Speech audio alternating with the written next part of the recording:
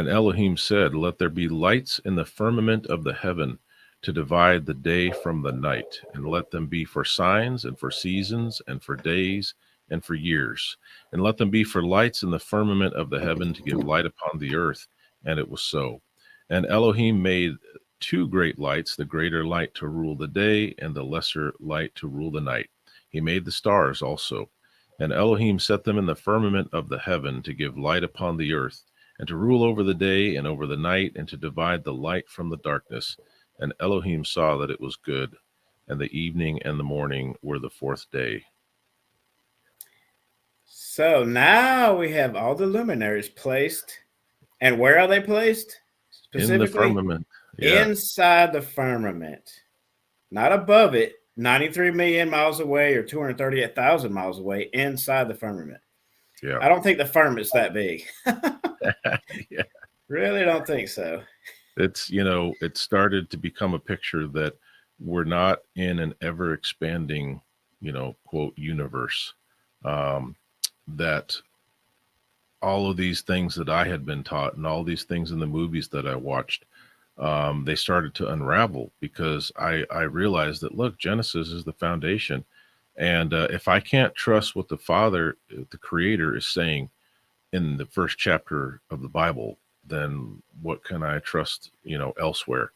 And to your point earlier, Matt, you said, look, yes, we don't believe that everything in the Bible is literal. Obviously, there's genres of teaching, and given in their purpose for illustration and metaphor and simile. Yeah. However, Genesis 1 is not one of those chapters. You're No. not going to find those items in Genesis 1. It is an orderly, specific account. It may not cover everything we would want to know. Obviously, you and I and everybody else would love to have had about 100 chapters just on chapter one. Explaining, well, how did that work and what did that look like? And we Yep. don't get that. We get what we need to know. Who the Creator is, what He did, when He did it, and I love Genesis 1 because it shares the purpose. Okay. The sun, moon, and stars, it has several purposes, but one of the main purposes is to give light upon the earth. And who is He giving light to? Us. I mean, that's pretty awesome. It's not about aliens. It's, not about different galaxies, worlds. He did all of this for us. And that is both humbling and amazing because it tells us our worth in His eyes. And of course, the biggest value, understanding of worth is the sacrifice of His Son, of course. But Yes, sir. these verses just blew me away when I realized, that what I had been listening to before was not actually true. And even some things that I had preached before. I mean, you talk about a humbling experience, realizing that for decades you've been wrong on a good bit of stuff at the front of the book. you know, Yeah, that's tough. So wait, let me get this straight. Are you telling us that we're special in the eyes of the Most High? absolutely. I mean, think about it. The to create those things just for us. I mean, that's, and of course it's for His glory and to show His power. The firmament shows what? His handiwork. Yep. His masterpiece. The way that He is the master craftsman of the universe. But really uni meaning one, right? So it's not multiverses. It's not billions and billions of stars and Oh my galaxies. gosh. It's Yeah. one. Now there are a lot of stars, and I don't know Oh how yeah. many there are, but we do know that the stars have a purpose, and we fit into that purpose. So praise Him for that. Yes, sir. And so something interesting about this, since this verse talks about the firmament along with verses 6 through 8, if a believer that believes in the scriptures is gonna, it's hard for them to, let's, how can I say this? If a believer believes in the heliocentric globe model, they can't believe in the firmament. They can't take the firmament literally because that doesn't jive with the heliocentric globe model. They can't coincide because inside that model, the Earth, which is a pressurized system, I think I talked about this in part one with Mm. Wes. The Earth is a pressurized system next to a vacuum Yep.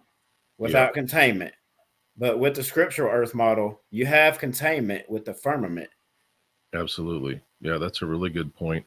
And you know, you have NASA talking about the Van Allen belts. The Van Allen belt. I kind of wonder, is that truth hidden in plain sight? They're really talking about the firmament. They're trying to say, well, we can't get through this, and we got this layer of radiation that we can't get through.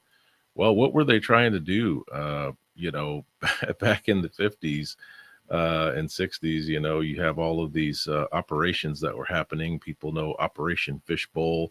Yep. Of course, there's Operation High Jump and Paperclip and all these others, but that Operation Fishbowl is quite interesting. Um, but then you had Hillary Clinton at one point, not to bring politics into this, but you had her several years ago on the campaign talking about this glass ceiling, that we haven't been able to break through yet, but someday we will. She wasn't talking about female job opportunities, I don't believe. I don't think so either. Yeah, there's just something a little else there. There's something deeper there. And of course, the people that are in the know, they know exactly what she's talking about. It's truth hidden in plain sight. It's signs and symbols and secrecy and all that stuff. They do it all the time. Yeah, Yeah, and it's interesting. I don't remember when it was, but NASA was trying to say that the firmament was man made at one point as a cover yeah, story. I mean, it's so ridiculous. yeah. And yeah, they can't get through the Van Allen radiation belts now, but they could, no problem. 1969. Okay, And guys, sure. you know why, Matt, they were able to before, because they didn't know it was there. I mean, that's a quote from one of the astronauts. Well, we Yeah. didn't know it was there, so we just went through it. And then there was a follow up question. So it didn't affect your cells at all? No, no, I'm perfectly fine. Yeah, No, sure. yeah, I'm good to Yeah. go. Oh Well, man. if they Yeah. hadn't lost the technology, to do those things, we would have already been back. Well, there is that.